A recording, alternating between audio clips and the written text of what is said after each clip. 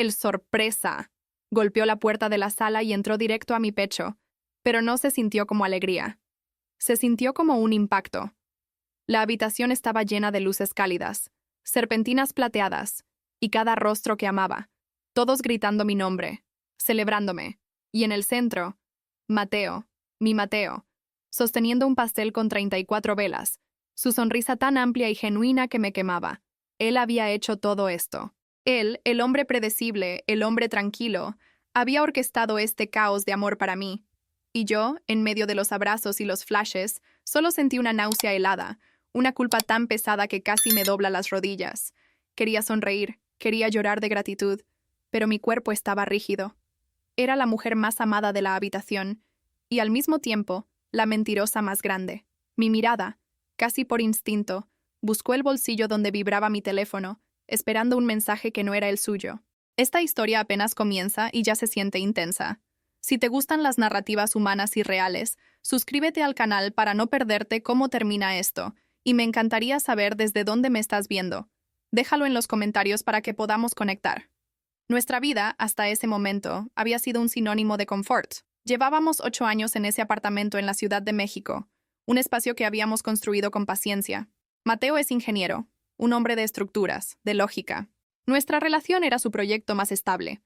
Éramos ese tipo de pareja que funciona con la precisión de un reloj suizo. Las cuentas se pagaban a tiempo, el café de la mañana estaba listo antes de que yo despertara, compartíamos las claves de Netflix y hablábamos de hipotecas. El silencio entre nosotros solía ser cómodo, un territorio compartido. Pero en el último año, ese silencio se había vuelto simplemente vacío. El afecto se había transformado en logística. Ya no nos mirábamos, solo nos administrábamos.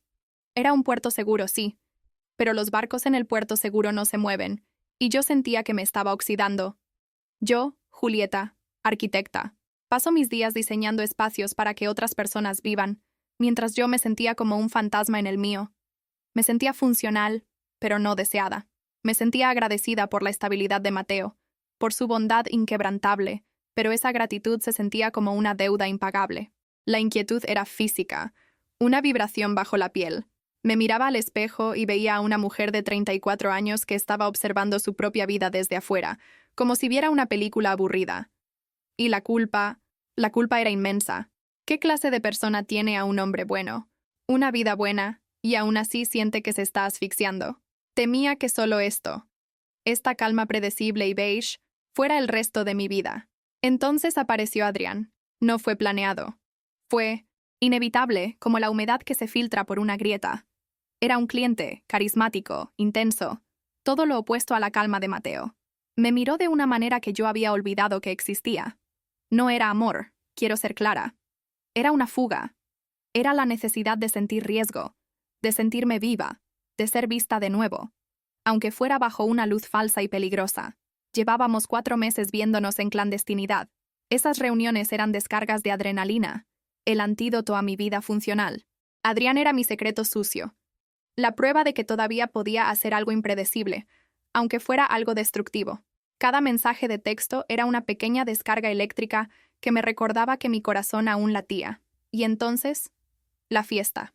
El gesto de amor más grande que Mateo había hecho en años.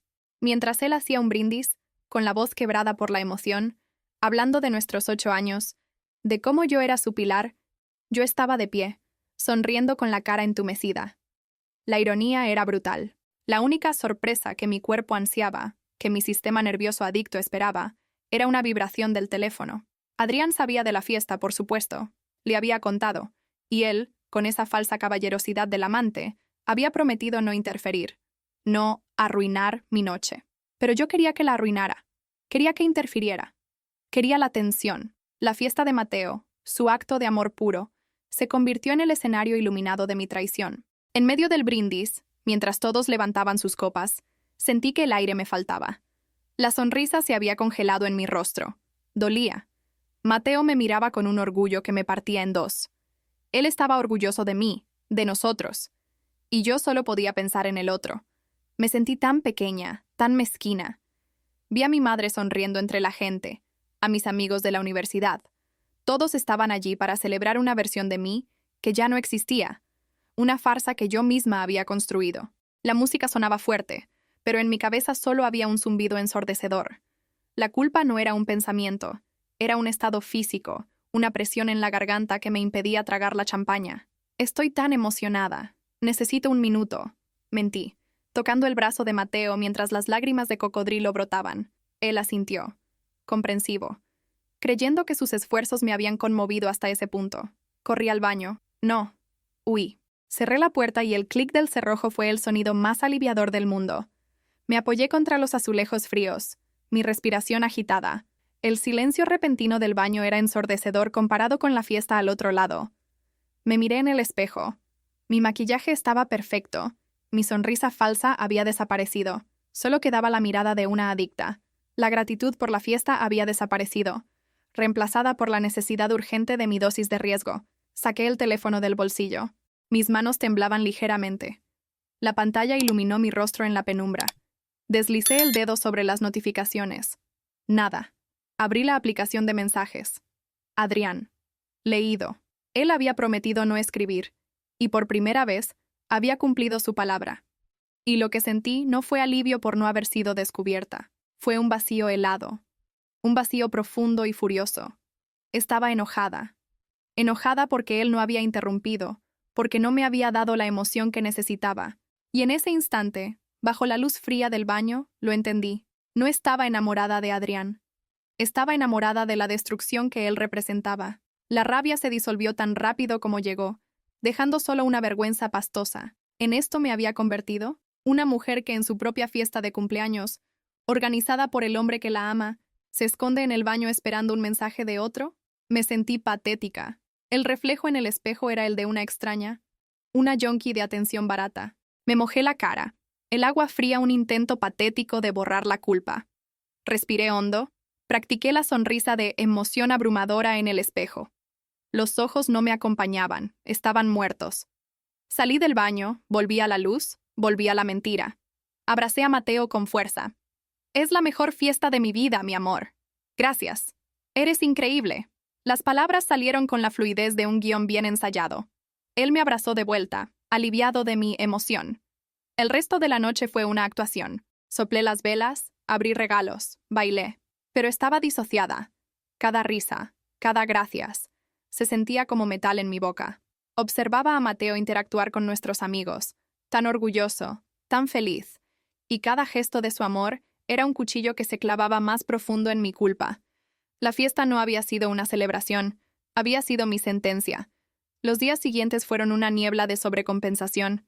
Me convertí en la novia perfecta. Me despertaba antes que él para hacerle el desayuno, exactamente como le gustaba. Le compraba pequeños regalos sin motivo. Iniciaba contacto físico, abrazos por la espalda mientras él trabajaba, besos en la mejilla que se sentían castos, seguros. Estaba hipervigilante, atenta a cada una de sus necesidades, intentando con cada gesto lavar la suciedad que sentía. Quería, desesperadamente, ser la mujer que él creía que era, la mujer que merecía esa fiesta. Pero Mateo no era tonto. Él es un hombre de detalles, un ingeniero. Él sentía la distancia. La había sentido en la fiesta, a pesar de mi actuación. Mi huida al baño, mi mirada perdida, mis ojos que buscaban constantemente el teléfono sobre la mesa de centro. Él había interpretado mi nerviosismo como estrés del trabajo, como cansancio. Pero la fiesta, mi reacción forzada, había plantado una semilla. Él aceptaba mi nueva amabilidad excesiva con una confusión silenciosa. Me observaba. Ya no me veía, me observaba. El silencio cómodo que teníamos se había vuelto tenso, un campo minado donde ninguno de los dos sabía qué paso dar. Él intentaba conectar, pero yo estaba demasiado ocupada construyendo mi fortaleza de culpa. Una noche, casi una semana después de la fiesta, él intentó romper la tensión. Aún inseguro, aún pensando que el problema era la rutina, decidió hacer otro gesto. He estado pensando, dijo, mientras yo lavaba los platos. Te sentí distante en la fiesta y sé que el trabajo te tiene agotada. Quiero que nos vayamos. Un fin de semana romántico, solo tú y yo. Algo que querías. Yo asentí, forzando una sonrisa. Eso suena perfecto, Mateo. Él sonrió, aliviado por mi respuesta positiva. Genial. Voy a reservarlo ahora. Tomó mi tableta de la barra de la cocina, la tableta que usaba para mis proyectos de arquitectura. Mi corazón se detuvo. Literalmente. Dejé caer una copa al fregadero, pero no se rompió. El sonido fue ahogado. Espera, dije, mi voz un hilo, pero él ya la había desbloqueado. No la usaba casi nunca. No la usaba para eso, pero las aplicaciones, la nube, todo estaba sincronizado. Quise gritarle que parara, que yo lo haría, pero estaba congelada. Era la inevitabilidad de un accidente de coche a cámara lenta. Vi su rostro iluminado por la pantalla mientras abría el navegador para buscar hoteles. Y entonces, en la esquina superior de la pantalla, apareció la notificación. Un banner, de Adrián. No fue una explosión, no hubo gritos. El mundo se detuvo. Mateo dejó de mover el pulgar. Yo dejé de respirar. La notificación de Adrián apareció en la pantalla. Una frase casual. ¿Desocupada este jueves? No era la peor frase, pero era suficiente. Era la prueba. Vi cómo los hombros de Mateo se tensaban. Él no levantó la mirada hacia mí. No inmediatamente. Simplemente tocó la notificación. Y la conversación se abrió. No solo ese mensaje. Hizo clic en el nombre. Y vio el historial. 4 meses. 4 meses de mi doble vida. De mis mentiras. De mi escape. Desplegados en la pantalla de mi tableta bajo la luz de la cocina. Observé cómo él leía. No dijo una palabra. El silencio en la cocina era absoluto. Pesado. Irrespirable. Solo se oía el sonido suave de su pulgar deslizando hacia arriba en la pantalla. Subiendo, subiendo, leyendo meses de conversaciones. Leía mi traición en tiempo real. Yo estaba de pie, con las manos mojadas en el fregadero, paralizada. No había nada que decir. No había justificación. Era el fin. Vi cómo su rostro, normalmente tan tranquilo y seguro, se descomponía. No en ira, en algo peor. En una profunda y devastadora decepción. Era como ver un edificio colapsar desde dentro. Cuando terminó de leer, después de lo que pareció una eternidad, bloqueó la tableta. La dejó sobre la barra de granito, con una delicadeza aterradora, con la pantalla hacia abajo. Siguió sin mirarme. Miró hacia la pared que estaba detrás de mí, como si intentara encontrar sentido en las baldosas. Yo estaba temblando, esperando el veredicto, la explosión, la sentencia. El silencio se estiró hasta que dolió físicamente. Finalmente, después de un largo minuto, giró la cabeza, y sus ojos encontraron los míos. Estaban vacíos, huecos, y entonces preguntó. Su voz era tranquila, baja, casi clínica, y esa calma fue lo que me rompió. En la fiesta, cuando mirabas el teléfono, ¿era a él a quien estabas esperando? Esa pregunta me destruyó. No preguntó, ¿quién es él? No preguntó, ¿por qué? No gritó. Hizo la pregunta que probaba que él había entendido la verdadera traición, que en el momento de su mayor gesto de amor, en medio de toda la gente que me quería, mi mente, mi ansiedad, mi deseo, estaban en otra parte. Estaban con mi escape. La pregunta exponía no solo mi infidelidad, sino mi profundo y egoísta vacío. Mi castillo de naipes, mis justificaciones sobre la rutina y la falta de pasión, todo se derrumbó. No pude responder. Simplemente me derrumbé contra el fregadero y el llanto que salió de mí fue un sonido feo, primitivo. El sonido de algo rompiéndose para siempre. ¿Te está gustando esta historia? Deja un like y suscríbete al canal. Ahora continuamos con el vídeo. Cuando pude respirar, hablé. Le conté todo. No los detalles físicos. Él no merecía esa humillación, y yo no merecía la catarsis de confesarlos. Le conté la verdad más dolorosa, el vacío. Le hablé de cómo me sentía como un fantasma en nuestra vida perfecta, de cómo la atención de Adrián se sentía como aire cuando me estaba ahogando. Le admití que lo había usado a él, a Adrián, para no tener que enfrentarme a mi propia infelicidad, a mi propia cobardía. No le pedí perdón. Sentí que no tenía el derecho. Solo me quedé allí, expuesta, desarmada, esperando que él decidiera qué hacer con los escombros de la mujer que creía conocer. Esa noche, Mateo no dijo nada más. Escuchó. Cuando terminé de hablar, simplemente asintió. Una vez. Fue a nuestra habitación, la que habíamos compartido durante 8 años. Lo oí abrir el armario. Salió con su almohada y una manta. No me miró mientras caminaba por el pasillo hacia el cuarto de huéspedes. Ese cuarto que siempre estaba listo para las visitas, que a veces bromeábamos sería para un bebé. Ahora era su refugio. El sonido de la puerta del cuarto de huéspedes cerrándose suavemente fue el sonido más definitivo que he escuchado. Fue el fin de nosotros como lo conocíamos. El apartamento se sintió enorme esa noche. Propuse terapia. Era lo único que se me ocurría hacer. Primero individual para mí. Luego, si él estaba dispuesto, de pareja. Él aceptó, pero con la resignación de quien toma una medicina amarga. Nuestra primera sesión de pareja fue un desastre silencioso. Nos sentamos en sofás opuestos. La terapeuta preguntó por qué estábamos allí. Yo miré mis manos y dije, lo rompí todo. Traicioné a Mateo. Él miró por la ventana y dijo, no sé quién es ella. La mujer con la que vivo no es la mujer con la que construí mi vida. El silencio que siguió a eso fue más pesado que el de la cocina. Era un silencio clínico, estéril. Empezamos a vivir juntos, pero separados. El apartamento se convirtió en un territorio neutral, como dos colegas de cuarto heridos. Nos cruzábamos en el pasillo. Buenos días. ¿Necesitas algo del supermercado? Era funcional. Era educado. Y era una tortura. Era la muerte de la intimidad. Mateo dejó de cuidarme. Dejó de hacer el café por la mañana, dejó de preguntar cómo me había ido en el trabajo.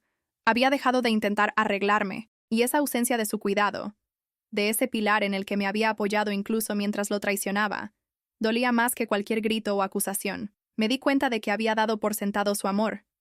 Y ahora que lo había perdido, el vacío era real. Pasaron semanas. Semanas de silencio educado, de dormir en cuartos separados, de sesiones de terapia donde apenas hablábamos. La culpa no disminuía, crecía. Una noche no pude más. Estaba en la sala, en completa oscuridad. La culpa se volvió física. Dejó de ser un pensamiento y se convirtió en una presión en mi pecho, tan intensa que no podía respirar. Empecé a hiperventilar. Era un ataque de pánico total, ruidoso, vergonzoso. Estaba en el suelo, ahogándome con la realidad de lo que había hecho, del hombre bueno que había destrozado. Escuché la puerta del cuarto de huéspedes abrirse. Vi la silueta de Mateo en el marco de la puerta. Estaba oscuro, pero podía sentir su mirada. Yo estaba hecha un ovillo en el suelo, llorando sin control. Esperé que cerrara la puerta, que me dejara sola con mi miseria, la que yo misma había creado. Pero no lo hizo. Caminó lentamente hacia la sala. No encendió la luz, no se acercó a mí, no me tocó, no me ofreció un pañuelo, no me dijo que todo estaría bien. Simplemente se sentó en el sofá opuesto, a unos metros de distancia. Se sentó en la oscuridad y se quedó allí. No me perdonó, no me consoló, pero no huyó de mi dolor. Se quedó presente en mi colapso, y fue el primer gesto de humanidad real que habíamos compartido en meses. No era una reconciliación, pero era quizás un incierto y diminuto comienzo. ¿Han hecho algún gesto de bondad que cambió una vida? Dejen un corazoncito si creen que el amor es más poderoso que cualquier riqueza. Suscríbanse para más historias de segundas oportunidades. Comenten. El amor no tiene precio, si ustedes también creen en la bondad humana.